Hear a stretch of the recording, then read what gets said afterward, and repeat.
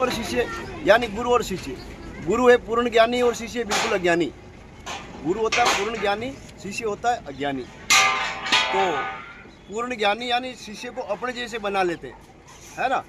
जैसे पारस जो होती है ना, पारस चाहे कितना ही लोहा हो, पारस को छूने से वो लोहा कंचन यानी सोना बन जाता है।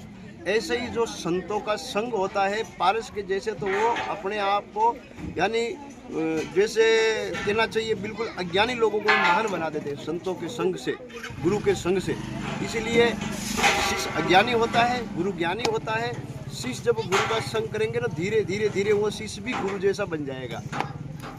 एक छोटा सा सवाल और आपसे कि गुरु और शिष्य एक ऐसा मार्गदर्शन है जिसके माध्यम से समाज और हमारा हिंदू धर्म का कल्याण होता है। हाँ, देखो समाज के देखा जाए तो गुरु जो होते हैं ना, वो हमारे सनातन संस्कृति के सबसे बड़े सिरमौर होते हैं। गुरु जिसको कहते हैं हम, वो संस्कृति के मार्गदर्शक सबसे बड़े सिरमौर होते हैं। जैसे आज प्रधानमंत्री की सीट जो होती है, वो सीट पे बैठे होते हैं, कोई गुरु आ गए तो वो उनकी सीट को छोड़ के खड़ा हो जाएगा। लेकिन गुरु अपने सीट पे बैठे, प्रधानमंत्री आ गए तो गुरु खड़े नहीं हो, क्योंकि सबसे बड़ा हमारे भारत के अंदर संतों की महिमा है।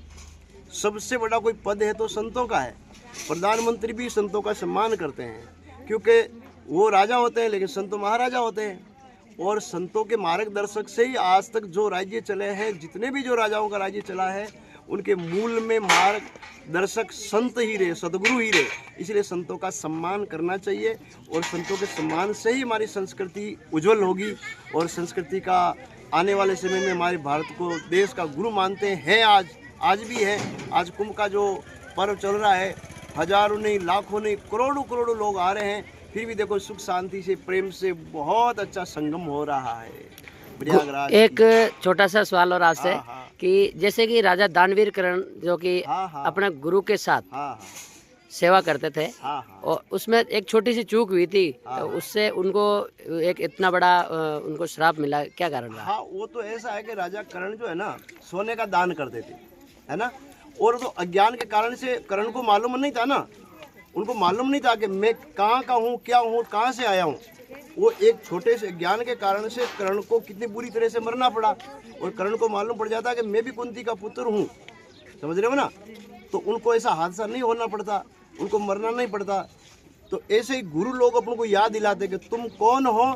जैसे कुंती का पुत्र उनको कह देते ना कि कर्ण कुंती का पुत्र है, तो उनके साथ में घटना नहीं घटती। ऐसे ही आप और हम सबको गुरु कहते हैं कि तुम वो हो, सनातनी हो, तुम वो हो, तो उनको मान लेते हैं तो अपनी दुर्घटना नहीं होगी, अपना विनाश नहीं होगा। तो इसीलिए गुरुओं का विश्वास करना चाहिए, गुरु के संग मार्गदर्शक पे चलना चाहिए, तो उनको हर प्रकार से अपनी संस्कृति उज्जवल होगी। सनातन के लिए बहुत बहुत बधाई, शुभकामना। और गुरु और शिष्य की तो क्या कहना है ना, गुरु और शिष्य की क्या कहना है, अनंत अनंत इनकी महिमा है। सतगुरु वेद वचन विश्वासा, क्या लिखा रामायण में, सतगुरु वेद वचन विश्वासा, संयम यह न विषयों की आशा। सदगुरु क्या है? वेद। वचन क्या है? दुआ, है ना। वो कहे उनको मान लो, दुआई दे रो, वेद के ऊपर विश्वास कर लो तो रोग खत्म हो जाएगा। तो इसलिए कहते सतगुरु वेद वचन विश्वासा, संयम यह है न विषयों की आशा। संसार की आशा न करें और गुरु के पद चिन्हों पे चलते रहे, तो धीरे धीरे धीरे धीरे कभी न कभी वो मार्ग उनको प्राप्त होगा। राजा दानवीर कर्ण गुरु जी की इतना मतलब खुद को स्वयं को पीड़ा पहुंचा कर भी गुरु की सेवा कर रहे थे। हाँ। उसके बाद में भी उदाहरण है। हाँ, वह तो धनुषधारी और अर्जुन भी थे और कर्ण भी थे, तो इनमें धनुषधारी सर्वश्रेष्ठ अर्जुन को क्यों का बताया गया बोला? यानी इनमें कई ऐसे दृष्टांत हैं महाभारत के अंदर कि अर्जुन और कर्ण ने तो तपस्या की ना सूर्य की, तो उनको वरदान मिला था, है ना।